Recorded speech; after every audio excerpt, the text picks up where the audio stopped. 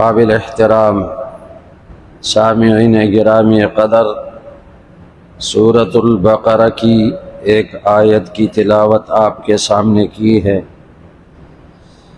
اللہ جل شانہ اپنے ایمان والے بندوں کو مخاطب کر کے حکم دیتے ہیں، اے ایمان والو، داخل ہو جاؤ اسلام میں پورے کے پورے، اور شیطان کی پیروی مت کرو، بے شک وہ تمہارا کھلا دشمن ہے۔ پورے اسلام میں داخل ہونے کا حکم دیا تاکہ یہود کی طرح مسلمان یہ نہ کہیں نؤمن ببعض ونکفر ببعض۔ یہود نے کہا کہ اللہ نے اپنی کتاب میں جو احکامات دیے ان میں سے بعض کو تو ہم مانیں گے اور بعض کو نہیں مانیں گے۔ یہ یہود کا طریقہ ہے، جو ہماری مرضی کے مطابق ہوں، جو آسان ہوں ان کو مانیں گے، اور جو ہماری مرضی کے خلاف ہوں ان کو ہم نہیں مانیں گے۔ تو مسلمان دعویٰ یہ کرتا ہے کہ میں مسلمان ہوں، میں اللہ کے تمام احکامات کو مانتا ہوں، لیکن عملی طور پر وہ بعض کو مانتا ہے، بعض کو نہیں مانتا۔ دین کے 4 حصے ہیں جن پر پورا عمل کرنا ہر مسلمان کے لیے ضروری ہے۔ ایک حصہ اعتقادات کا ہے، عقائد کا، اپنے عقیدے کو درست کریں۔ اگر عقیدے میں ایک ذرہ کمی بیشی ہوگی تو کوئی عمل قبول نہیں ہوگا۔ اور دوسرا حصہ عبادات کا ہے، جیسے نماز ہے، روزہ ہے، زکوٰۃ ہے، حج ہے، یہ عبادات ہیں۔ اور تیسرا حصہ معاملات کا ہے، نکاح کا معاملہ، قرض لینے دینے کا معاملہ، خرید و فروخت کا معاملہ۔ تو معاملات یہ دین کا 4تھا حصہ ہے۔ تو 3 حصے یہ ہو گئے، اور 4تھا حصہ معاشرت۔ معاشرت کا مطلب یہ ہے کہ گھر کے اندر بہن بھائیوں کا، اولاد اور والدین کا رہنا سہنا کیسے ہوگا، پڑوسیوں کے ساتھ رہنا سہنا کس طریقے پر ہوگا، کاروبار میں شراکت والوں کے ساتھ کیسے رہنا سہنا ہوگا، راستے کے ساتھی کے ساتھ رہنا سہنا کیسے ہوگا، یہ ہے معاشرت۔ تو اللہ کے احکامات جیسے عبادت سے متعلق ہیں، اسی طرح معاملات سے بھی متعلق ہیں، اسی طرح معاشرت سے بھی متعلق ہیں۔ لیکن آج مسلمان یہ سمجھتا ہے کہ پکا دیندار وہ ہے جو صرف عبادات کو ادا کرے، جو 5 نمازیں تکبیر اولیٰ کے ساتھ پڑھے، جو نوافل پڑھے، جو قرآن کی تلاوت کثرت سے کرے، تو سمجھتے ہیں یہ پکا مسلمان ہے، اگرچہ اس کے معاملات شریعت کے خلاف ہوں، قرآن اور حدیث کے خلاف ہوں۔ ایسی بات نہیں۔ معاملات کو جب مسلمان درست نہیں کرے گا تو وہ کامل مسلمان نہیں، وہ ناقص مسلمان ہے۔ صرف عبادات کو ادا کرنے سے 4تھائی مسلمان بن جائے گا، پورا مسلمان نہیں بنے گا۔ آج یہ کہا جاتا ہے کہ جو کفار ہیں، یہود اور نصارہ اور ہندو یا دیگر کفار، ان کے معاملات اچھے ہیں، وہ خیانت نہیں کرتے، وہ جھوٹ نہیں بولتے، وہ دھوکہ نہیں کرتے، وہ ملاوٹ نہیں کرتے، وہ ذخیرہ اندوزی نہیں کرتے۔ لیکن یہ سارے گناہ مسلمانوں میں پائے جاتے ہیں۔ تو اللہ کا حکم یہ ہے کہ پورے اسلام میں داخل ہو جاؤ۔ عبادات تو بہت آسان ہیں، معاملات کو قرآن اور سنت کے مطابق ادا کرنا یہ مشکل ہے، اس لیے کہ وہاں نفس کا تقاضا بھی آ جاتا ہے، وہاں شیطان بھی دخل اندازی کرتا ہے۔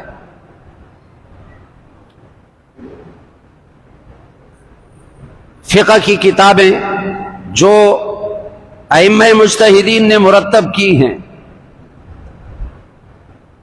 ان کتابوں کو اگر غور سے دیکھا جائے تو کتاب کا چوتھا حصہ معاملات سے متعلق ہے۔ ہدایہ فقہ کی مشہور کتاب ہے، اس کا چوتھا حصہ یعنی 4 جلدیں ہیں، ایک جلد عبادات سے متعلق ہے، ایک پوری جلد معاملات سے متعلق ہے۔ لیکن آج کا مسلمان معاملات میں اللہ اور اس کے رسول کا حکم کیا ہے اس کو سیکھنے کے لیے تیار نہیں، اور اس کے مسائل پوچھنے کے لیے تیار نہیں۔ اور آج کے دور میں یہ آن لائن کاروبار کی بہت ساری صورتیں بن گئی، اور اس میں کئی صورتیں ایسی ہیں جو حرام میں آتی ہیں، لوگ لگے ہوئے ہیں۔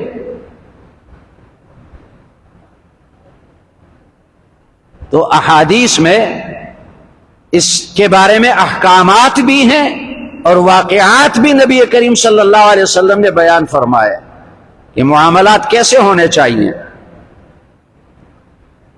ایک حدیث جو میں نے ابھی پڑھ کر سنائی، نبی کریم صلی اللہ علیہ وسلم نے اس شخص کے لیے دعا فرمائی، رحم کی، اللہ اس بندے پر رحم کرے کہ جب وہ اپنی کوئی چیز بیچے تو نرمی اختیار کرے، سختی نہ کرے، اور جب وہ کسی سے کوئی چیز خریدے تب بھی نرمی اختیار کرے، اور جب وہ اپنا حق مانگے تب بھی نرمی اختیار کرے۔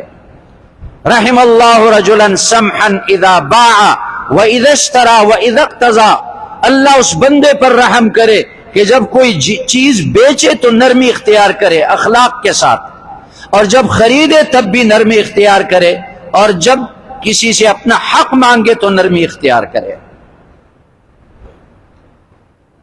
حدیث میں ایک واقعہ آتا ہے، ابو ہریرہ رضی اللہ عنہ سے روایت ہے، ایک شخص کا نبی کریم صلی اللہ علیہ وسلم پر قرضہ تھا۔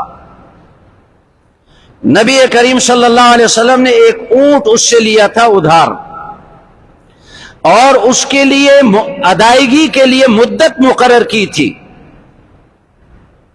لیکن وہ شخص مدت پوری ہونے سے پہلے آیا اور نبی کریم صلی اللہ علیہ وسلم سے کہنے لگا میرا حق دے دو مجھے۔ نبی کریم صلی اللہ علیہ وسلم نے یہ نہیں فرمایا کہ ابھی مدت نہیں آئی، مدت پوری نہیں ہوئی، اور وہ زبردستی زور سے اپنا حق مانگنے لگا، سختی کی اس نے۔ صحابہ کرام اس کی طرف گھور گھور کر دیکھنے لگے، اس کو روکنے لگے۔ نبی کریم صلی اللہ علیہ وسلم نے فرمایا دعوہ فإن لصاحب الحق مقالا، اس کو چھوڑو، سختی مت کرو، اس لیے کہ اس کا مجھ پر حق ہے، اور جس کا حق ہو تو اس کو بولنے کی گنجائش ہے۔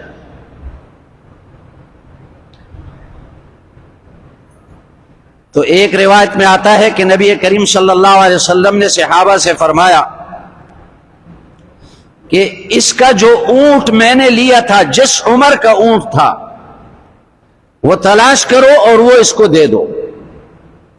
صحابہ نے تلاش کیا اور آ کر عرض کیا رسول اللہ، جس عمر کا اونٹ اس کا حق بنتا ہے اس عمر کا اونٹ ہمیں نہیں ملا، اور اس سے بہتر ملا ہے، اس سے بڑی عمر کا ملا ہے۔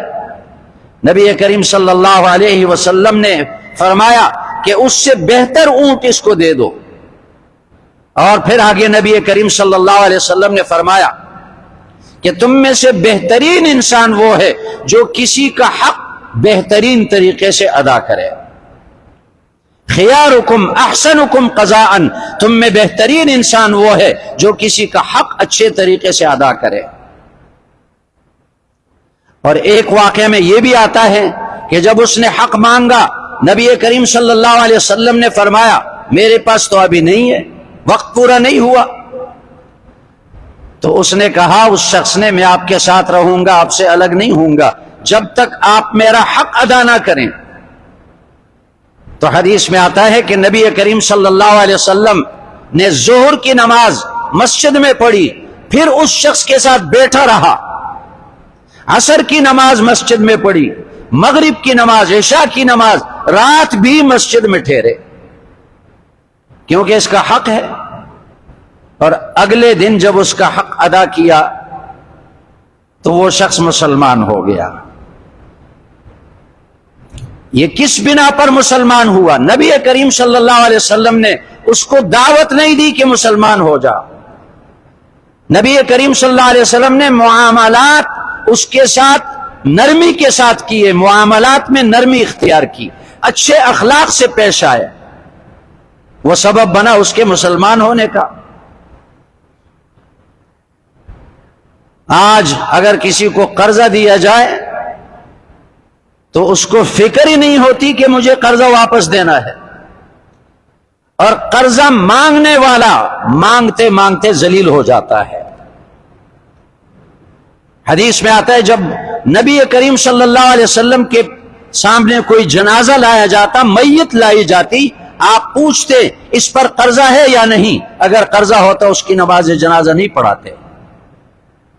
پھر دوسرے صحابہ عرض کرتے یا رسول اللہ اس کا قرضہ ہم ادا کریں گے، آپ جنازہ پڑھائیں. ایک حدیث میں ہے کہ اگر ایک آدمی اس حالت میں مرا کہ اس پر کسی کا قرضہ تھا، تو اگر وہ زندہ ہو جائے اور پھر جہاد میں شہید ہو جائے، پھر زندہ ہو جائے، پھر شہید ہو جائے، پھر زندہ ہو جائے، پھر شہید ہو جائے، تو وہ اس کا گناہ معاف نہیں ہوگا جب تک کہ اس کی طرف سے اس کے وارثین قرضہ ادا نہ کریں، تب تک وہ معاف نہیں ہوگا. تو عرض یہ ہے کہ معاملات والا دین اس کو سیکھنا فرض ہے. ہر مسلمان معاملات والا دین سیکھے اور اس پر عمل کرے. ایک واقعہ نبی کریم صلی اللہ علیہ وسلم نے بیان فرمایا، بخاری شریف کی حدیث ہے. ایک تاجر کچھ مال لے کر اپنے ملک سے نکلا تجارت کے لیے، اور دوران سفر اس کو مزید مال کی ضرورت پڑ گئی.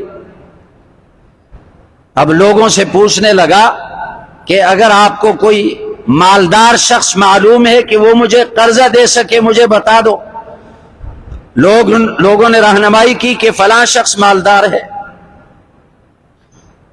ان میں سے کوئی ایک دوسرے کو نہیں جانتا.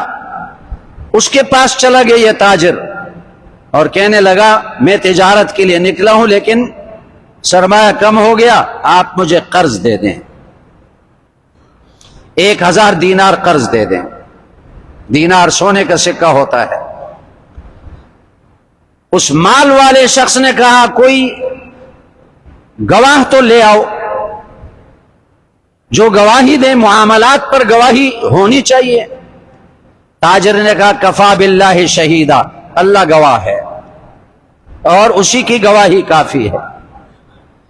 پھر اس مال والے نے کہا کوئی ضامن کفیل لے کر آؤ، ضامن جو ضمانت دے کہ اگر تو نے قرضہ ادا نہیں کیا وہ ادا کرے گا.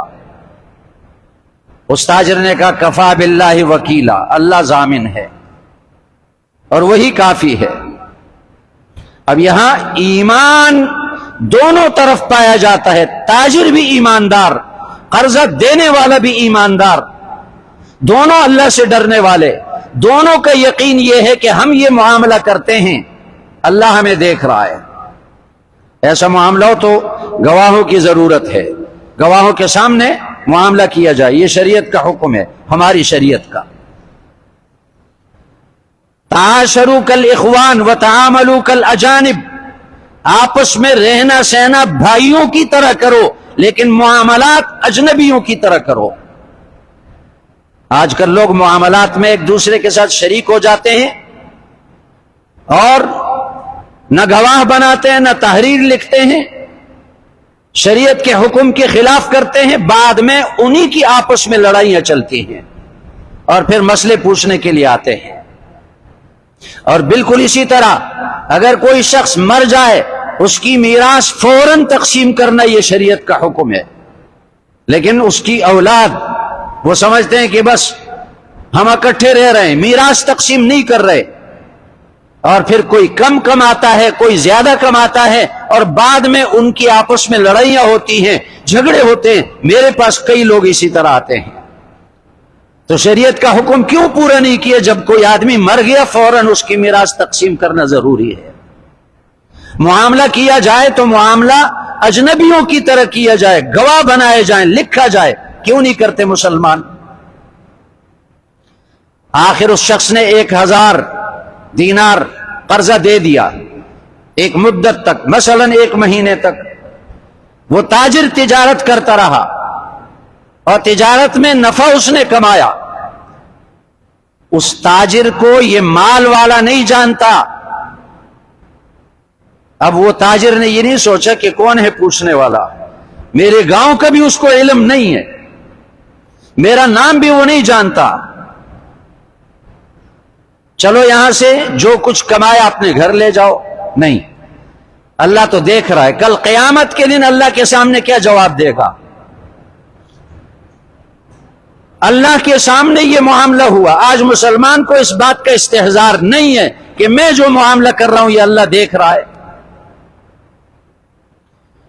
سمندر کے کنارے آیا وہ تاجر، کشتی تلاش کرنے لگا، کیونکہ سمندر کے دریا کے اس پار جانا ہے اور اس شخص کو قرضہ ادا کرنا ہے۔ مدت پوری ہو گئی اور ادھر سے مال والا بھی دریا کے کنارے پر آیا ہے، اس لیے کہ مدت پوری ہوئی اور اس کے دل میں یہ بات ہے کہ جس نے قرضہ لیا وہ آج میرا قرضہ واپس دے گا۔ لیکن طوفانی ہوائیں چل پڑی تھی اور کشتیاں سب کنارے پہ لگ گئیں، کوئی کشتی اس کو نہیں ملی۔ اللہ کا خوف دل میں ہے کہ مدت پوری ہو گئی قرض کی ادائیگی کے لیے، میں کیسے یہ قرضہ اس شخص تک پہنچاؤں گا؟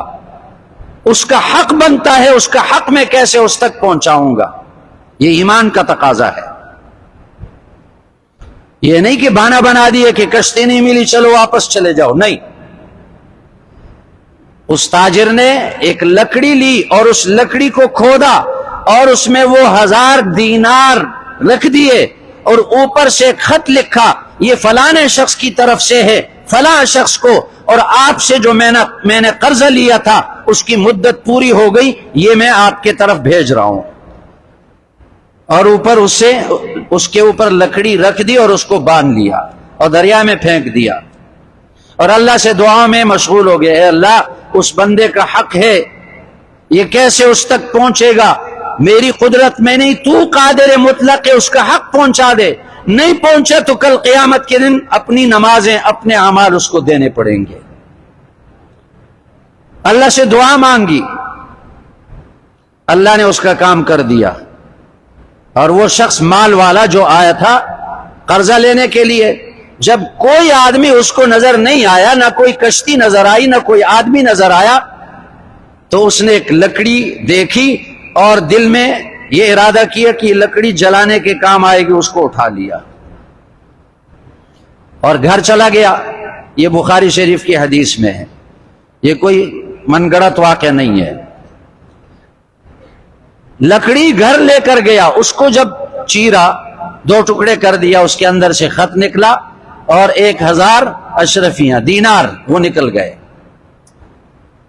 یہ آدمی تو سمجھ گیا کہ یہ میرا قرضہ ہے جو اللہ نے مجھ تک پہنچا دیا، میرا حق مجھے پہنچ گیا۔ کچھ دن گزر گئے، اس کے بعد حالات معمول پر آئے، وہ آدمی تاجر وہیں ٹھہرا ہوا ہے، اس کو خدشہ ہے کہ شاید وہ میں نے جو قرضہ لیا تھا وہ اس شخص تک نہیں پہنچا ہوگا، تو 1000 دینار مزید لے کر آیا، کشتی کرائے پر لی، دریا سے پار ہوا، اس شخص کے گھر پہ گیا اور اس سے کہا کہ آپ ناراض نہ ہو، آپ کا حق ادا کرنے میں دیر ہو گئی،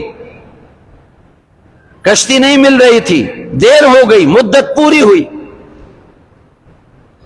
آج مسلمان بھی قرضہ لے کر ایسا ان کو احساس ہوتا ہے؟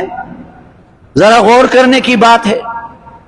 دوسرے کا حق نہیں دیں گے، چاہے قرضے کی صورت میں ہو، چاہے خرید و فروخت کی صورت میں ہو، کل قیامت کے دن اس کے حق کے بدلے اپنی نیکیاں دینی پڑیں گی۔ تو کیا 1000 روپے دینا یہ آسان ہے یا ایک نماز، فرض نماز دینا آسان ہے؟ ہم مسلمان نمازیں دوسروں کو دینے کے لیے قیامت کے دن تیار ہیں، لیکن ان کا حق دینے کے لیے تیار نہیں ہے۔ تو تاجر کہنے لگے یہ آپ کے 1000 دینار ہیں، آپ لے لیں۔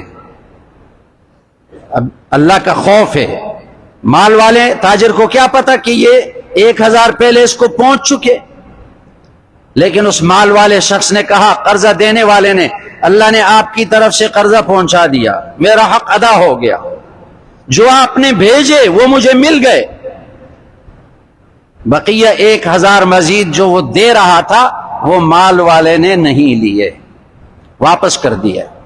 یہ ہے ایمان۔ معاملات قرآن اور حدیث کے مطابق نہیں ہوں گے، صرف نمازیں کام نہیں آئیں گی، صرف روزے کام نہیں آئیں گے۔ بندہ جو بھی معاملہ کرے شریعت کے مطابق گواہ پیش کرے، تحریر لکھے اور یہ یقین کرے کہ اللہ مجھے دیکھ رہا ہے۔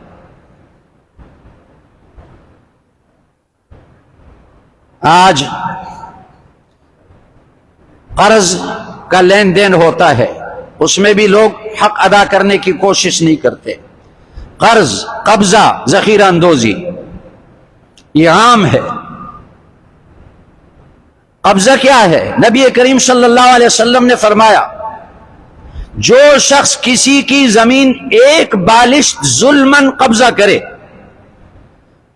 کل قیامت کے دن اس روئے زمین سے لے کر 7 زمینوں کے نیچے تک یہ ساری مٹی جمع کی جائے گی اور اس کے گلے میں لٹکا دی جائے گی اور محشر کے میدان میں پھرتا رہے گا۔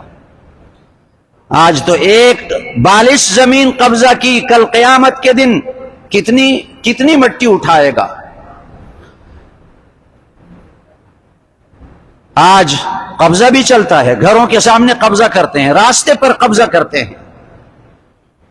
راستہ تمام مسلمانوں کا ہے، ایک آدمی اس پر قبضہ کرے، کل قیامت کے دن اس کے لیے تیار ہو جائے، جتنا قبضہ کیا وہ اپنے کندھے میں اٹھائے گا۔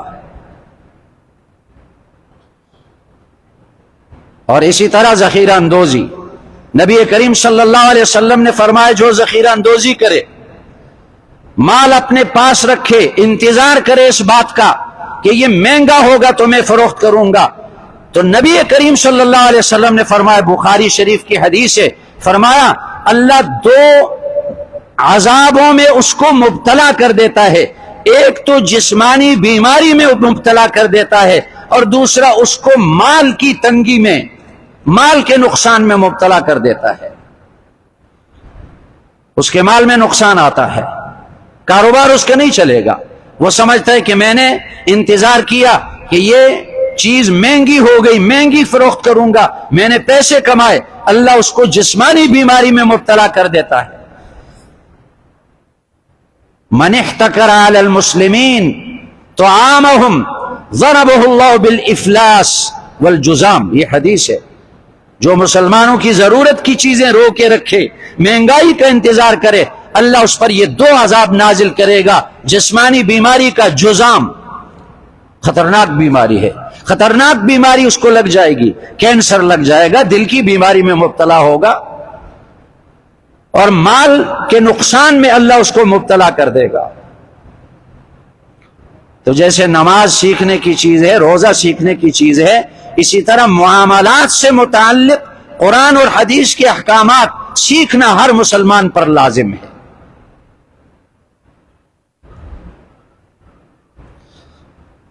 بخاری شریف کی حدیث ہے، نبی کریم صلی اللہ علیہ وسلم نے خبر دی اور قصہ سنایا،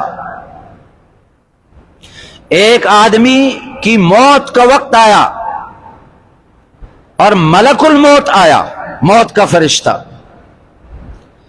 اور اس آدمی سے اس فرشتے نے پوچھا کہ بتاؤ تو نے اپنی زندگی میں کوئی ایسی نیکی کی ہے کہ جس پر تجھے اعتماد ہے کہ اس نیکی کے بدلے اللہ مجھے معاف کر دے گا؟ بہت ساری نیکیاں اس نے کی ہوں گی، لیکن اعتماد کی بات الگ ہے۔ ہم میں سے کوئی نہیں کہہ سکتا کہ مجھے اپنی نمازوں پہ اعتماد ہے، اللہ مجھے بخشے گا۔ کوئی نہیں کہہ سکتا کہ مجھے اپنے زکوٰۃ اور صدقے اور روزوں پر اعتماد ہے، اللہ مجھے بخشے گا۔ اعتماد کی بات الگ ہوتی ہے۔ اس سے پوچھو کوئی ایسی نیکی کی ہے جس پر تجھے اعتماد ہو کہ اللہ تجھے بخشے گا؟ اس نے کہا بس ایک نیکی مجھے معلوم ہے، میں تاجر تھا اور میں لوگوں کے ساتھ معاملات کرتا تھا، لوگ مجھ سے ادھار چیزیں لیتے تھے، میں ادھار دیتا تھا، اور میرا جو وکیل تھا، میرا جو سیکرٹری تھا، اس کو میں نے یہ سمجھایا ہوا تھا کہ دیکھو یہ جس پر ہمارا حق بنتا ہے، اگر اس کے پاس ادا کرنے کے لیے اب کچھ بھی نہیں ہے تم تھوڑی سی مہلت دے دو اس کو، اور اگر یہ بالکل نہیں ادا کر سکتا تو معاف کر دو، یا مہلت دے دو یا اس کو معاف کر دو۔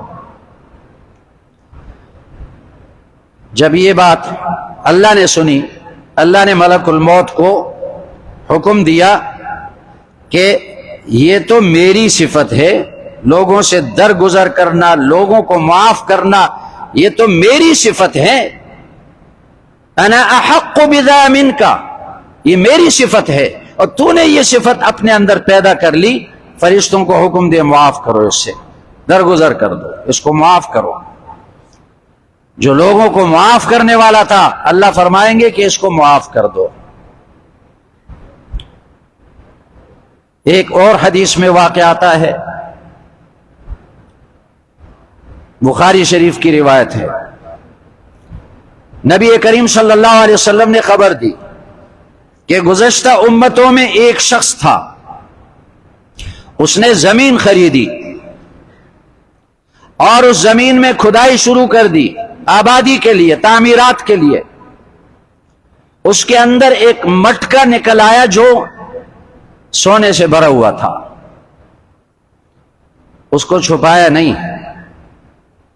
جس سے زمین خریدی اس کے پاس گیا اور کہنے لگا میں نے جو قیمت ادا کی وہ قیمت زمین کی بنتی ہے، یہ سونے کا مٹکا یہ تو بہت زیادہ ہے، میں نے قیمت زمین کی ادا کی، یہ تم واپس لے لو۔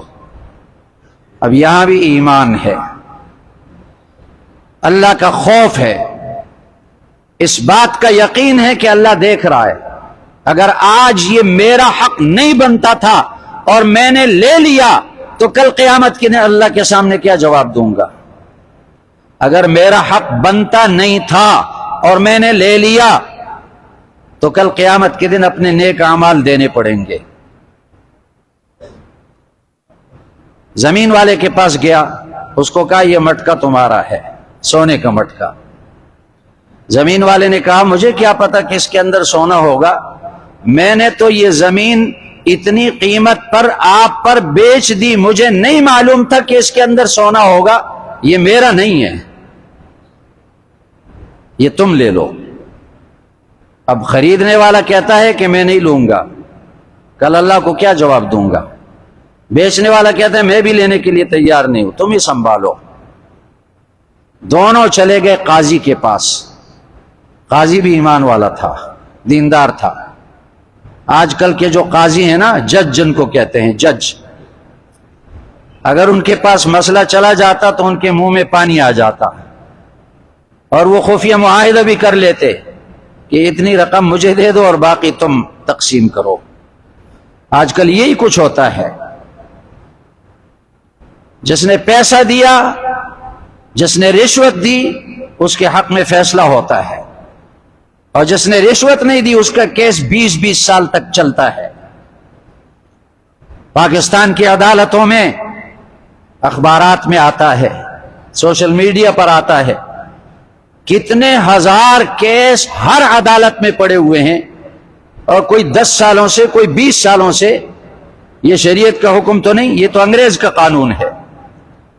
شریعت کا حکم یہ ہے کہ قاضی کے سامنے جب دو فریق پیش ہو جائیں، ایک مدعی دوسرا منکر، تو پہلی نشست میں اگر مدعی کے پاس گواہ ہے تو قاضی اسی کے حق میں فیصلہ کرے، اگر مدعی کے پاس گواہ نہیں تو دوسرا جو منکر ہے قاضی اس سے کہے تو قسم لے لے، اگر اس نے قسم اٹھا لیا تو پھر اس کے حق میں فیصلہ کرے، ورنہ تو مدعی کے حق میں پیشیوں پر پیشیاں، یہ شریعت میں نہیں ہے، یہ سب شریعت کے خلاف ہے، یہ انگریز کا قانون ہے، پاکستانی عدالتوں کا قانون، یہ انگریز کا قانون چل رہا ہے، انگریز ملعون کا قانون چل رہا ہے، یہ قانون بھی ملعون ہے اور اس کے کرنے والے بھی ایسے ہی ہیں۔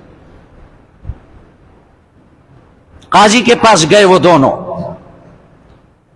قاضی نے، وہ بھی اللہ سے ڈرنے والا تھا، قاضی نے کہا تمہاری اولاد ہے؟ ایک نے کہا میرا بیٹا ہے، دوسرے نے کہا میری بیٹی ہے۔ قاضی نے فیصلہ کر دیا ان کی آپس میں شادی کرا دو، اور ان میں سے جتنا خرچہ آتا ہے مہر میں، ولیمے میں، وہ اسی میں سے ادا کرو اور باقی صدقہ کر لو۔ یہ ہے ایمان اور یہ ہے دین، اور معاملات یہ ہمارے دین اسلام کا چوتھا حصہ ہے۔ ہر مسلمان پر لازم ہے کوئی کاروبار کرے، کوئی معاملہ کرے، پہلے قرآن اور حدیث میں جو اس کے احکامات ہیں وہ معلوم کرے اور اس کے بعد وہ معاملہ کرے۔ اللہ ہمیں عمل کرنے کی توفیق عطا فرمائے۔